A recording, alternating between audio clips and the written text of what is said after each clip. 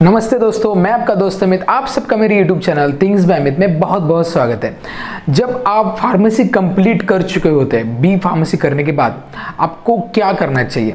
एक तो आप यहाँ पे बी फार्मेसी के बाद कंटिन्यू जॉब कर सकते हैं, एक फार्मा इंडस्ट्री है, या फिर आप इसमें कोर्सेज कर सकते हैं जैसे कि डिप्लोमा कोर्सेज, सर्टिफिकेट कोर्सेज जो फार्मा का विजिलेंस में, ड्रग रेगुलेटरीज में है, या फिर क्लिनिकल रिसर्च में, इंटेलेक्चुअल प्रॉपर्टी राइट्स में।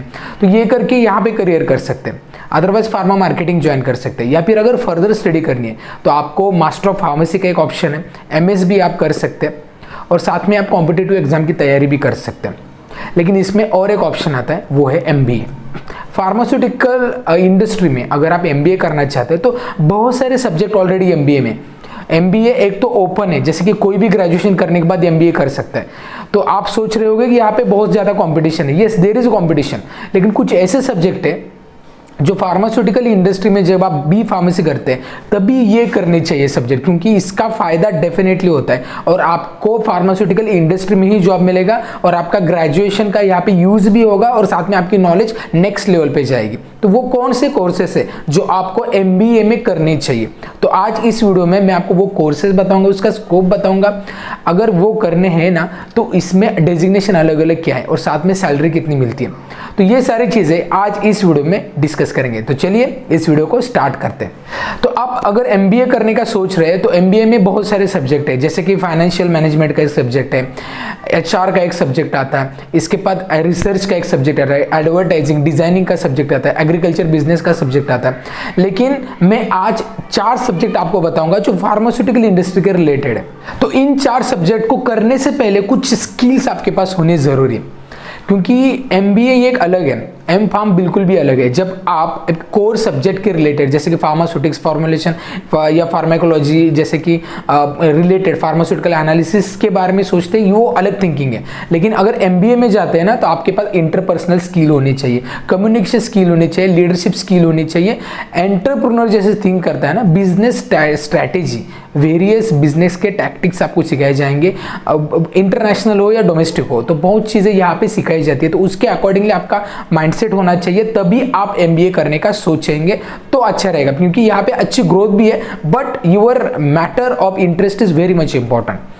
अब पहले सब्जेक्ट के बारे में बात करते हैं, फार्मास्यूटिकल मैनेजमेंट। ये सब्जेक्ट 30 to 40% स्टूडेंट प्रेफर करते हैं जब MBA करने का सोचते हैं, क्योंकि एक इसका रीज़न ये है कि फार्मास्यूटिकल मैनेजमेंट ये एक कोर सब्जेक्ट तो है ही, साथ में फार्मास्यूटिकल एडमिनिस्ट्रेशन में जाने का बहुत सारे स्टूडेंट्स का मतलब थिंकिंग होता है कि फार्मास्यूटिकल मार्केटिंग में जाए, यहाँ पे ब्रांड कैसे डेवलप होता है ये आपको सिखाया जाता है। यहाँ पे क्या सिखाया जाता है कि फार्मास्यूटिकल इंडस्ट्री चलती कैसे, फार्मास्यूटिकल जो मार्केटिंग करते हैं वो जो सेल्स के टीम को क्या इनपुट्स प्रोवाइड करते हैं, ठीक है। ब्रांड मैनेजमेंट सिखाया जाता है, एक प्रोडक्ट का सर्वे कैसे करना चाहिए ये सिखाया जाता है। इंटरनेशनल बिजनेस में हमारे फार्मास्यूटिकल इंडस्ट्री का पर्टिकुलर प्रोडक्ट कैसे हाईलाइट किया जाए, ये सारी चीजें यहाँ पे सिखाई जाती है। जैसे कि एक पूरी कंपनी कैसे डेवलप होती है, एक स्क्रैच से लेकर एक अच्छे लेवल तक किस तरीके से वो उनकी मैनेजमेंट संभालती है, बहुत सारी चीजें आपको यहाँ पे सिखाई जाती है। इसमें आपको फार्माकोलॉजी भी सिखाई जाती है, इंटेलेक्चुअल प्रॉपर्टी राइट्स भी सिखाया जाता है।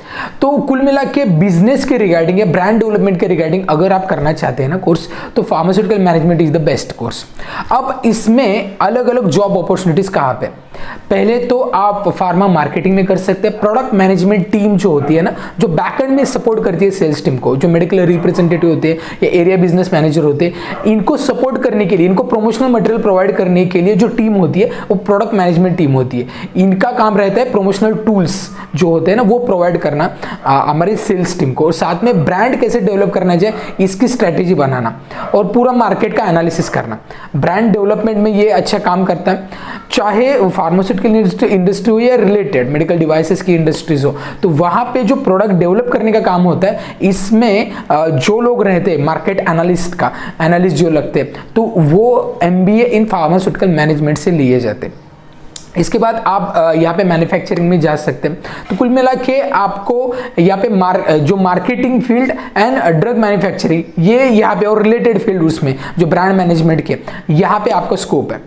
अब यहाँ पे कौन सी कंपनीज आपको लेती है? सारी pharmaceutical industries company, multinational companies, चाहे वो एबॉट हो, चाहे वो डॉक्टर रेड्डीज हो, चाहे वो सन हो, चाहे वो सिप्ला हो, सारे कंपनीज के खुद के प्रोडक्ट मैनेजमेंट टीम होती है, तो वहां पे आपको रिक्रूट किया जा सकता है। इवन ब्रांड मैनेजमेंट की टीम होती है। अगर इसमें डेजिग्नेशन कौन कौन से होते हैं, तो वो होता है pharma marketing training, brand manager, इसमें senior manager, junior manager, even आप सीईओ तक पहुंच सकते हैं। ठीक है, तो आपके डिपेंड है आपके स्किल्स पे। तो यहाँ पे सैलरी एक्सपेक्टेड है 5 lakh to 7 lakh per annum. तो ये पहला जो स्पेशलाइजेशन है। उसके बाद नेक्स्ट स्पेशलाइजेशन है एमबीए इन हॉस्पिटल एडमिनिस्ट्रेशन। आप हॉस्पिटल मैनेजमेंट, हॉस्पिटल एडमिनिस्ट्रेशन, जो भी रिलेटेड जो भी फ्रेजेस है और वहाँ के अलग अलग सब्जेक्ट है, तो सारे इसमें आते हैं, हॉस्पिटल रिलेटेड सारी चीज़ें। तो यहाँ पे आपको फार्मेसी के बाद ये भी करना अच्छा है। अब देखिए यहाँ पे क्या सिखाया जाता है। यहाँ पे आपको हॉस्पिटल की प्लानिंग सिखाई जाती है, बिजनेस लॉ सिखाया जाता है, हॉस्पिटल का एडमिनिस्ट्रेटिव डिपार्टमेंट, हॉस्पिटल का एचआर कैसे मैनेज कर सके, एक हॉस्पिटल पे नेक्स्ट लेवल पे कैसे लेके जा सके। नॉट ओनली हॉस्पिटल, यहाँ पे लैबोरेटरीज रिगार्डिंग भी आपको प्रैक्टिसेस सिखाई जाए। जो क्लिनिकल फार्मेसी होती है इसके रिगार्डिंग आपको इंफॉर्मेशन दी जाएगी। अब यहाँ पे कहाँ पे आप जा सकते हैं ये कोर्स करने के बाद? एक तो सारे हॉस्पिटल्स में भी आप जा सकते हैं, फार्मेसी डिपार्टमेंट में डॉक्टर को असिस्ट भी कर सकते हैं, बट डिस्पेंसिंग, ओनली डिस्पेंसिंग, ठीक है, डायग्नोसिस अलाउड नहीं। नर्सिंग होम्स में भी यही काम कर सकते हैं, इवन लैबोरेटरीज में भी आप काम कर सकते हैं। तो ये इसका अलग से इसकी आइडेंटिटी है। अगर ये पर्टिकुलर इस सेगमेंट की बात की जाए तो कौन कौन से डेजिग्नेशन आपको मिलते हैं? यहाँ पे आपको हॉस्पिटल एडमिनिस्ट्रेटिव डिपार्टमेंट का हेड बनाया जा सकता है, हॉस्पिटल के फार्मेसी डिपार्टमेंट में आप जा सकते हैं, फूड एंड ब्यूरेज डिपार्टमेंट में भी आप जा सकते हैं, फूड एंड ब्यूरेज एडमिनिस्ट्रेटर। इसके बाद ब्लड बैंक डिपार्टमेंट में भी आप एज एडमिनिस्ट्रेटर काम कर सकते हैं। सो कुल मिला के हॉस्पिटल एंड रिलेटेड सारे डिपार्टमेंट्स पैरामेडिकल के यहाँ पे आप जा सकते हैं। और मैं रेकमेंड करूंगा, अगर आपको फास्ट जॉब चाहिए ना, तो यहाँ पे बहुत सारी जॉब वैकेंसीज भी रहती है as compare to pharmaceutical management में। तो यहाँ पे ज्यादा स्कोप है और इसमें सैलरी भी अगर बात की जाए तो 4 lakh to 7 lakh per annum यहाँ पे आपको सैलरी मिल सकती है। अब इसके बाद नेक्स्ट सब्जेक्ट कौन सा? इसके बाद है international business, MBA in international business. As it name indicates, international business regarding आपको सारी चीजें पता चल जाएगी। सप्लाई चेन कैसी होती है, even MBA in supply chain भी है, ये भी आप कर सकते हैं, बट इंटरनेशनल बिजनेस में ये कवर होता है। सो आई प्रेफर इंटरनेशनल बिजनेस में आप कीज लीजिए। इंटरनेशनल बिजनेस के रूल्स आपको पता चल जाएंगे, साथ में आप इंटरनेशनल बिजनेस चलता है कैसे, रिस्क मैनेजमेंट क्या है, ठीक है, उसमें एंटरप्रेन्योरशिप आप किस तरीके से कर सकते हैं, ये चीजें यहाँ पे सिखाई जाएगी। वेरियस फॉरेन लैंग्वेजेस आपको यहाँ पे सिखाए जाएंगे। तो यहाँ पे कहाँ पे आपको जॉब लग सकता है? जॉब एरियाज की बात करेंगे तो आपको इंटरनेशनल बिजनेस रिगार्डिंग जो भी डिपार्टमेंट्स हैं, ठीक है, जिसमें बैंकिंग सेक्टर आता है, इंटरनेशनल बैंकिंग में भी आप जा सकते हैं, इवन कंसल्टिंग में भी आप जा सकते हैं, या फार्मा में अभी मार्केटिंग चेन मतलब सप्लाई चेन में भी है, यहाँ पे भी आप जा सकते हैं। तो कुल मिला के जो कंज्यूमर है, कंज्यूमर जो इंडस्ट्री, वहाँ पे भी आप जा सकते हैं। यहाँ पे आपकी डेजिग्नेशन क्या होगी? तो supply chain manager, export coordinator, या फिर इंटरनेशनल बिजनेस असिस्टेंट। तो इस तरीके से आपकी पोस्ट हो सकती है। सो अगर आपको इम्पोर्ट एक्सपोर्ट भी जानना है तभी भी आप यहाँ पे ये सब्जेक्ट अच्छा रहेगा आपके लिए, क्योंकि आपको बहुत चीजें यहाँ पे इसकी पता चल जाएगी। ऑलरेडी इस पे मैंने वीडियो बनाए, ऊपर आई बटन पे उसकी लिंक प्रोवाइड की गई है, वो वीडियो जरूर देखिए। तो इसमें आपको कितनी सैलरी मिल सकती है, अब डिपेंड है कि आपको कौन से ऑर्गेनाइजेशन में जा सकते हैं, लेकिन फिर भी यहाँ पे 5 lakh to 8 lakh per annum तक आपको इसमें सैलरी मिल सकती है। लास्ट जो स्पेशलाइजेशन है वो है MBA in sales and marketing. अब देखिए, एमबीए इन फार्मास्यूटिकल मैनेजमेंट में अगर आपको एडमिशन नहीं मिला तो आप MBA in sales and marketing में प्रेफर कर सकते हैं, क्योंकि ये भी अलाइन ही जॉब है। बट यहाँ पे क्या सिखाया जाएगा ये भी देखते हैं। यहाँ पे आपको सिखाया जाएगा कंज्यूमर एनालिसिस, रिटेल मैनेजमेंट कैसे चलती है, एडवर्टाइजिंग कैसे चलता है, प्रमोशनल कैसे चलते हैं, साथ में इंडस्ट्रियल मैनेजमेंट कैसे चलती है, रूरल मैनेजमेंट कैसे चलती है रूरल एरियाज में। तो कुल मिला के मार्केटिंग की जो सारी चीजें यहाँ पे सिखाई जाएगी, सेल्स कैसे किया जाता है। तो फार्मास्यूटिकल सेल्स में जैसे कि स्पेशली मेडिकल रिप्रेजेंटेटिव के काम अगर करते हैं, तो यहाँ पे ये अगर स्पेशलाइज करते हैं ना, स्पेशलाइजेशन, तब आपको अच्छा जॉब मिल सकता है, एक रिप्यूटेड कंपनी में मिल सकता है। यहाँ पे कहाँ पे जॉब मिलता है, कौन कौन से जॉब एरियाज है? एक तो ई कॉमर्स में, जैसे कि अमेजोन, फ्लिपकार्ट, इस तरीके के ई कॉमर्स में भी आपको जॉब मिल सकता है। एफएमसीजी में भी, जैसे हिंदुस्तान यूनिलीवर या फिर गोदरेज है, वो कंज्यूमर जो इंडस्ट्री है वहाँ पे आपको जॉब मिल सकता है, या फिर फार्मा इंडस्ट्री में भी जॉब मिल सकता है सेल्स के लिए। तो कुल मिला के आपको यहाँ पे डेजिग्नेशन क्या रहेगी इसके बारे में जानते हैं। Corporate sale officer, asset management officer, sales representative, इन तरीके के डेजिग्नेशन आपके रहते हैं। कुल मिला के सेल्स एंड मार्केट उसको करना, सेल्स करना, उसका एनालिसिस करना, मार्केट का एनालिसिस करना, उसको सेल करना, ये चीज़ें आपको यहाँ पे सिखाई जाती है।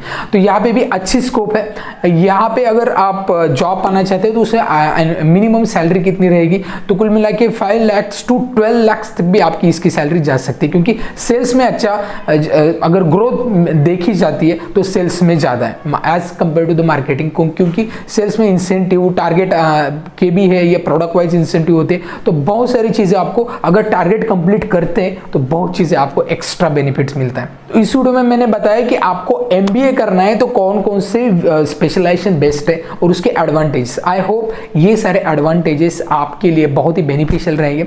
जब आप एडमिशन लेने का सोच रहे हैं तो डेफिनेटली ये वीडियो में जो इंफॉर्मेशन दी है that will really help you to boost your career. अगर आपको फार्मास्यूटिकल मार्केटिंग में करियर करना है, एज ए मेडिकल रिप्रेजेंटेटिव करना है, तो आप हमारा जो अपकमिंग कोर्स है, जो certificate course in pharma marketing, वो डेफिनेटली ज्वाइन कीजिए, जहां पे मैं आपको स्क्रैच से बताऊंगा कि किस तरीके से मेडिकल रिप्रेजेंटेटिव बिल्ड होता है, हम सेल कैसे करता है, इसको इंसेंटिव कैसे आप अर्न कर सकते हैं, बहुत सारी चीज़ें। ये इंडस्ट्री के पॉइंट ऑफ व्यू से भी यहाँ पे मैंने सिखाऊंगा, जिससे आप अगर थर्ड पार्टी कर रहे हैं, खुद की कंपनी है, आपका सेल्स, आपकी सेल्स टीम ग्रो करना चाहते हैं आप, तभी भी ये कोर्स बढ़िया है। और अगर आप खुद एक मेडिकल रिप्रेजेंटेटिव बनना चाहते हैं या ग्रो नहीं कर रहे, ऑलरेडी काम कर रहे हैं लेकिन अच्छी ग्रोथ नहीं मिल रही, तो इस केस में भी आप ये कोर्स ज्वाइन कर सकते हैं। इसके डिटेल्स मैंने डिस्क्रिप्शन में दे दिए। बहुत कम दिन बचे, जल्दी से जल्दी इसको रजिस्टर कर लीजिए और ये कोर्स एनरोल कर लीजिए। सो आई होप ये वीडियो में जो मैंने कंटेंट बताई वो आपको अच्छे लगे होंगे। वीडियो अच्छा लगता है, वीडियो का कंटेंट अच्छा लगता है तो वीडियो को लाइक कीजिए, चैनल को सब्सक्राइब करना बिल्कुल मत भूलिए और ढेर सारे लोगों तक वीडियो शेयर कीजिए। तो इस वीडियो में इतना ही, मिलते हैं नेक्स्ट वीडियो में, तब तक बी हेल्दी, बी हैप्पी।